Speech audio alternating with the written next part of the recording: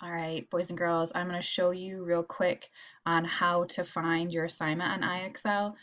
If you're not familiar with it, I know we've not really used it this year besides playing whole group in class and if you have your personal account. So I went ahead and logged in. I've sent everybody their logins through its learning message. The first name that I sent you is your username.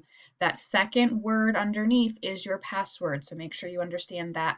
Once you get in, then you're gonna get to a screen that looks like this. Hi, Brody, I used your login. Sorry, but you're logged in. And you're gonna see this little star over here, this little yellow star, and it says one skill suggested by your teacher. And that's where myself and Mrs. Morris, we're gonna assign what we want you to work on. You can go out there and play with anything under math and science. That's up to you, but this is where we get to actually pull the report after you do the activity. You're going to click on that little blue right there, and it shows you this is the activity I have to do. Identify mistakes involving order of operations. I'm going to go ahead and click on it. Don't worry, Brody, it won't mess yours up.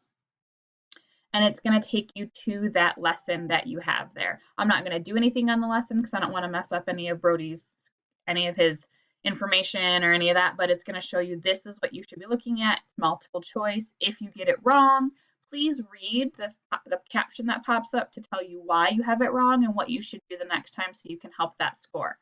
So this is what your assignment is today. This is how you log into IXL. You do have a quick check after this, so it's a little bit longer on math today. Not terrible, but whatever you don't finish today, remember Friday is that makeup day. If you have any questions, message us and we will help you navigate however we can. Thank you.